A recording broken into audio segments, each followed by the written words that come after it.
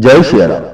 मानस से मानस तक इस अनुपम यात्रा में सभी राम के प्यारों का हार्दिक अभिनंदन, स्वागत।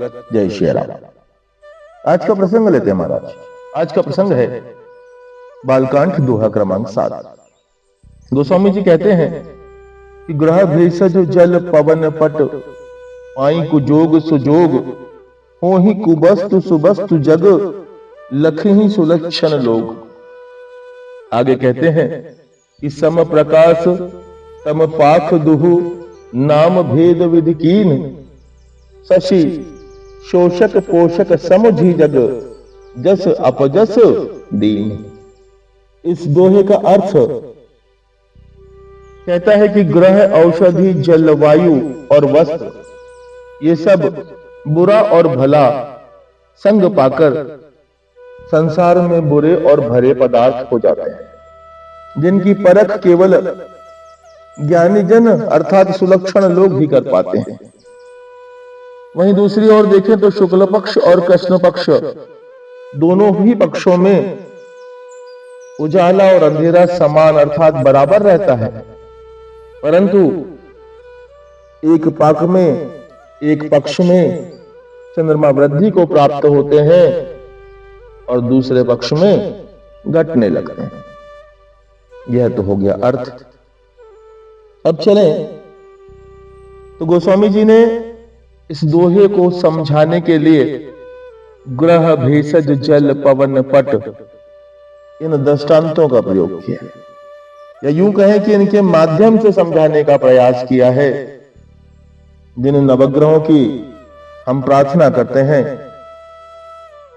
कि आरोग्यम प्रददातु नो दिवाकर चंद्रो यशो निर्मलम भूतिम भूमिषु सुधांशु तनयाम प्रज्ञाम गुरु गौरवम काव्या कोमल वाग विलास मतुलम मंदो मुदम सर्वदा राहुर बाहु वलम वरुद शमनम केतु कुलशोन्नत।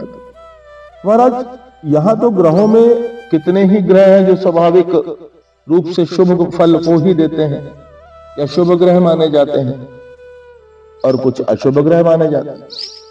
शुभ ग्रहों का कार्य ही है शुभ फल देना, और अशुभ ग्रहों का कार्य है कष्ट आदि पीड़ा देना। परंतु ऐसा हमेशा नहीं होता। अधिकांशतः देखने में यह आया है कि स्वाभाविक शुभ गुण वाले ग्रह भी यदि बुरे स्थान पर आ जाते हैं, क्षीण होते हैं, या क्रूर ग्रह के साथ या क्रूर ग्रहों की दृष्टि से ये बुरा फल देते हैं। और उसी प्रकार अगर हम यहां देखते हैं तो अशुभ ग्रह जो है वह शुभ ग्रहों के संयोग से, शुभ स्थान आदि कारणों से शुभ फलदायी हो जाते हैं। कुजोग और सुजोग। बृहस्पति जो शुभ ग्रह है, यही बृहस्पति यदि लग्न में या अष्टम में बैठ जाए तो अच्छा नहीं माना जाता महाराज। वहीं कुंडली के दूसरे और 9वें भाव में यही गुरु आरोग्य और सुखदाता माने जाते हैं। सुजोग और कुजोग स्पष्ट किया ग्रहों के माध्यम से गोस्वामी जी। थोड़ा और आगे बढ़े तो एक दृष्टांत और आता है कि कई बार दो शुभ वस्तुएं मिलकर भी विपरीत प्रभाव दिखा देते। कहने का आशय यह है कि घृत और मधु, घी और शहद दोनों ही स्वास्थ्य के लिए हितकर माने जाते हैं, परंतु एक विशेष मात्रा में जब इन दोनों को समान मिला दिया जाता है तो यह विष बना देते हैं। अब चलते हैं भेषज के माध्यम से गोस्वामी जी क्या समझाते हैं। तो भेषज के माध्यम से गोस्वामी जी कह रहे हैं कि भेषज अर्थात वैद्य उचित अनुपात में, उचित समय में रोगी की ठीक से पहचान करके, रोग को जान करके अपने रोगी को यदि दवा देता है, औषधि देता है तो वह गुणकारी होती है। और इनमें से किसी एक पक्ष में भी यदि थोड़ी कोताही हो जाए तो वह जो औषधि है वह हानिकारक हो जाती है। भेषज शास्त्र कहते हैं कि लोहे की भस्म अर्थात लोह भस्म और शहद का संयोग पथरी तोड़ने की रामबाण दवा है, रामबाण औषधि। परंतु इसमें अपथ्य क्या है महाराज? अपथ्य स्पष्ट रूप से कहा गया है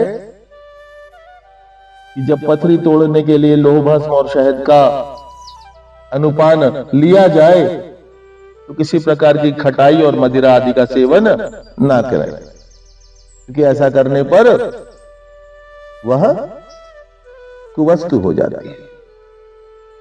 अब देखें जल, तो जल का स्वाभाविक गुण है बहना, ऊपर से नीचे की ओर बहना।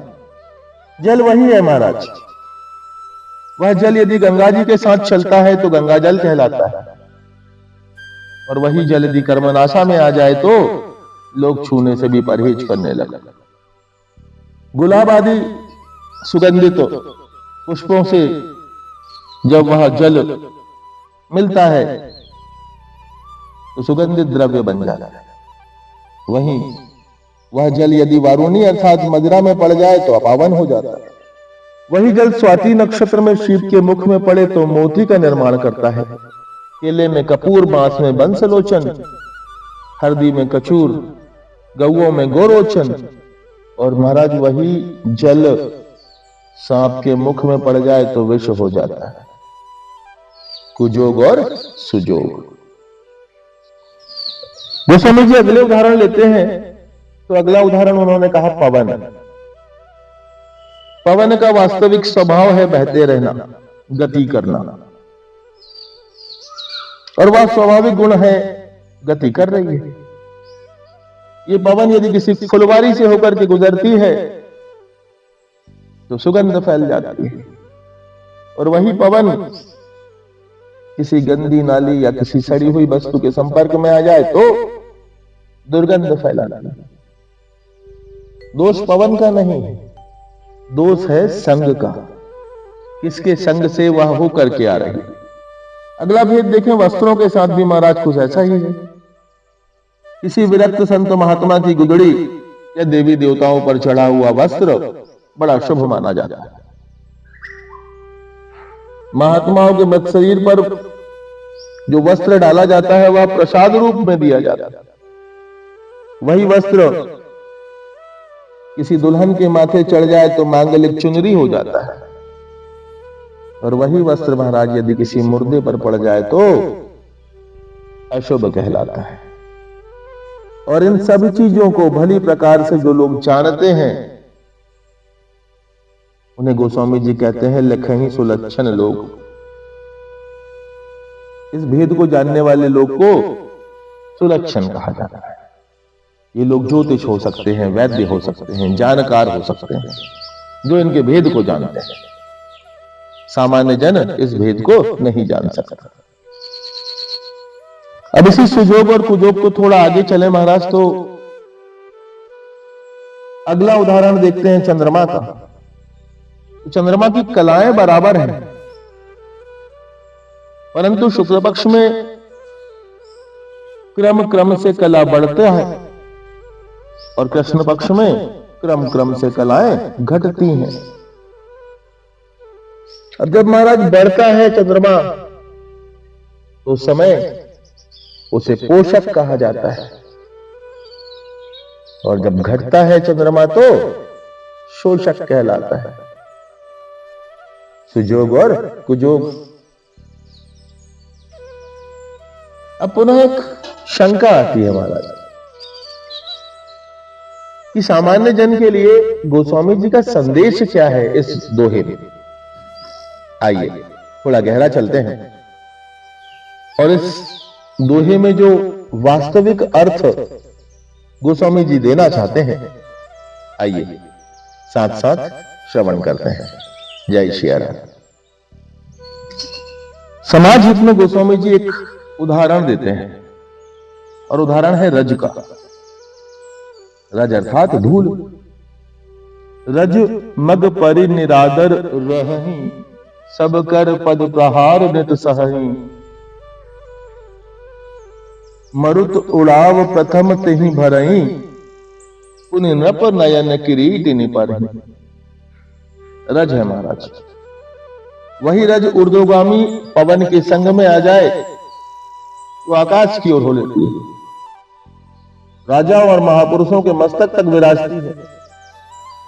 और वही रज यदि नीचे की ओर गति करने वाले जल के संग आ जाए तो कीचड़ हो जाती है,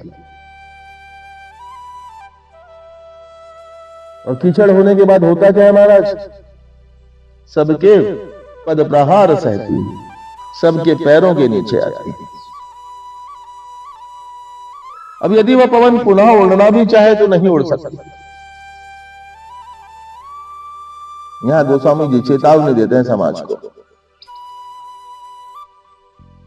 क्या कहते हैं कि यदि कुसंग में व्यक्ति अत्यंत मूर्ख हो गए हैं तो वे सत्संग के अधिकारी नहीं रह जाते। ऐसा क्यों कह दिया गोस्वामी जी ने?